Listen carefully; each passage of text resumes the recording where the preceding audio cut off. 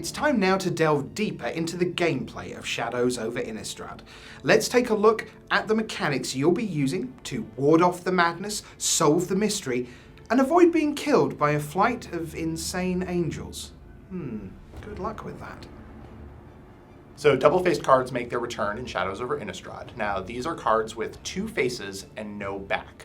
So the front face has a mana cost, and that's the side that you cast. When it enters the battlefield, it does so front face up. Now, they all have an ability that will transform them. To transform it means to flip it over to its other face. Some cards have abilities on both sides that transform it, so you can go back and forth. For some, it's just a one-way trip. Transformation here is a huge part of the story that we wanted to be telling. Double-faced cards are one of our best ways to show transformation. We also have a similar vein of transformation with Delirium, but yeah, in many ways, creating this transformation is a huge part of what we want gameplay to be about. Double-faced cards just kind of give you that little bit of, it's like the perfect marriage between mechanics and story, where you can actually tell a story as the card flips, and the player gets a sense of like, oh, it was a nice, mild-mannered baker, and now he's a homicidal maniac. I get the story of what's going on in this world.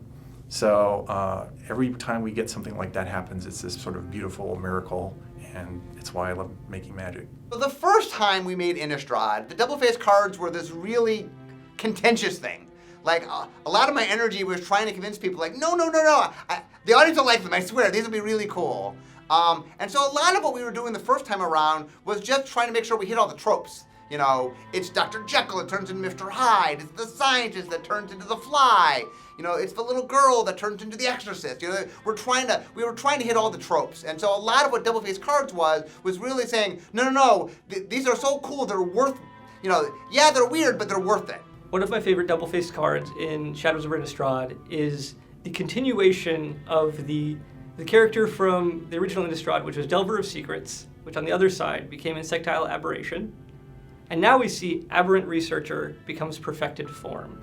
It's this story of the scientist that was so greedy for knowledge he was willing to test on himself. And we kind of see this progression from person into monster. One of the things that we were trying to do when we were doing double-faced cards is we said, okay, we want to explore and do things we've never done before. So Startled Awake and Persistent Nightmare is a good example of, like, this is not the kind of card you could normally make. Like, you need double-faced technology to do this. Like, it's a spell that becomes a creature that turns into a spell that makes a creature, like, you know, it keeps going. And it's a really neat card, and it shows off, like, one of the things I believe as a designer is double-faced technology is deep. There's a lot of cool things you can do with it. And what you'll see in Shadows over Innistrad is we really start exploring more of that space. So we knew Innistrad was going to be a graveyard set, so we need kind of a new flagship, strong, loud graveyard mechanic that wasn't flashback, which is what we did in the first Innistrad. So we spent a very long time, multiple iterations, coming up with something that felt like you're going mad, there was some insanity, you couldn't quite tell what was going on, you were losing your focus. So we had all sorts of iterations of what ended up as the Delirium mechanic. Delirium is a new ability word found in Shadows over Innistrad, and it's on cards that get better if you have 4 or more card types among the cards in your graveyard. Now, what's a card type? Okay, the card types that can be in your graveyard are Artifact, Creature, Enchantment, Instant, Sorcery, Land, Planeswalker, and Tribal. What not to count is super types like basic or legendary, those don't count, and subtypes like equipment or human or zombie, those don't count either. You're just looking at card types. Now these Delirium abilities, there's all kinds of them. Some are triggered abilities, some are activated abilities. You gotta read each card pretty carefully to figure out what it does, but as soon as you load up your graveyard 4 more types, those cards get a lot better. Delirium represents people going insane, specifically the players going insane. As you discard cards, as cards go from your library into your graveyard, as the creatures that are your loved ones die, you go more and more crazy.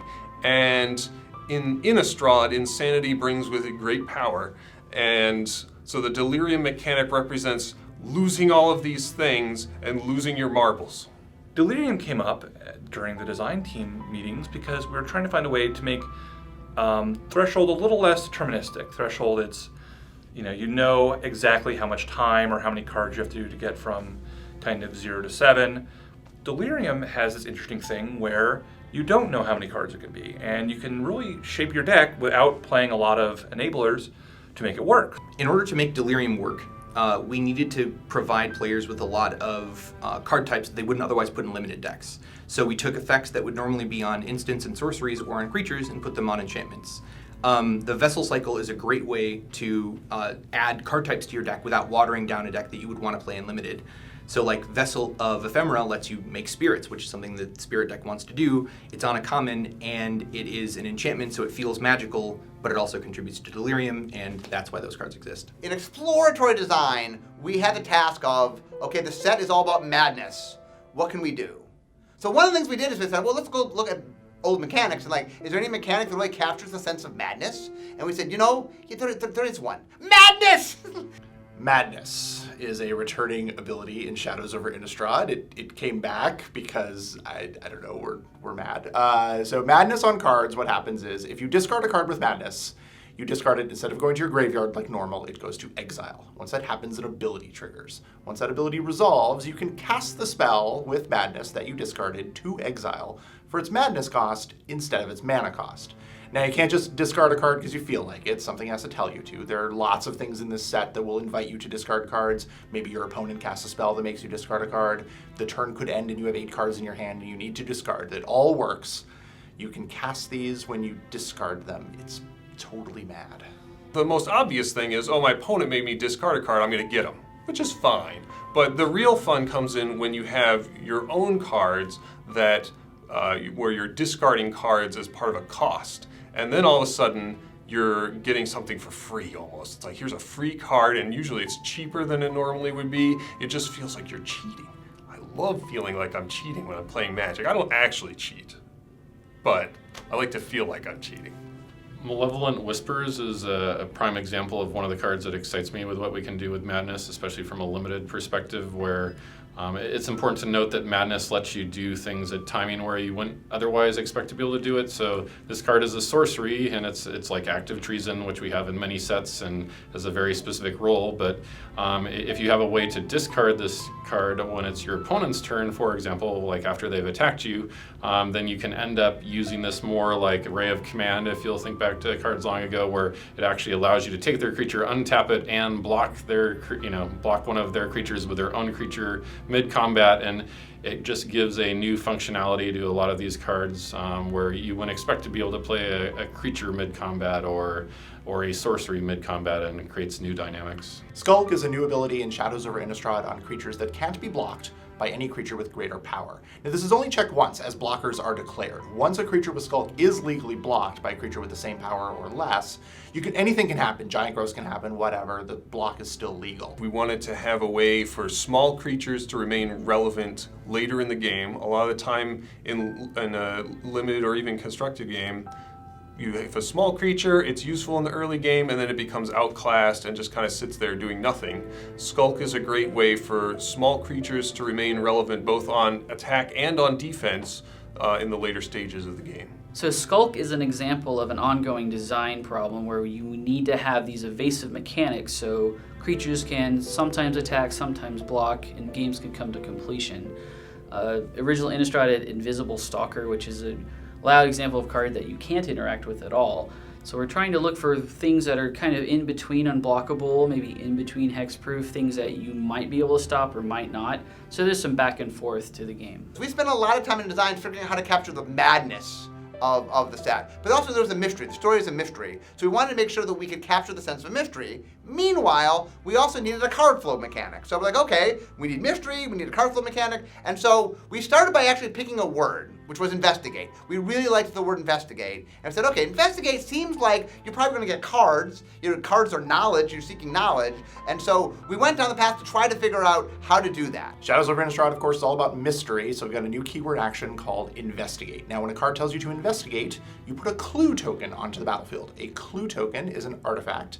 It has the ability to, and sacrifice it, to draw a card, so you can learn more about what's going on. It's been awesome to see people starting to piece together clues, to do the puzzle rooms at the Grand Prix.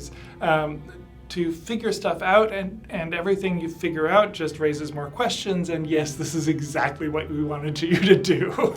So Shadows over Innistrad has new mechanics, it has returning mechanics, it's got a bunch of awesome individual cards, and they all come together for this set that really puts players in control, gives them maximum choice and strategy, and they're going to have a blast with it. There's no doubt that things have gone a little mad here on Innistrad, and the horror is far from over. Join us next time on InsideR&D when we go inside Eldritch Moon. But until we meet again, for all the people here at Wizards of the Coast, I'm your host, Rich Hagan, saying bye.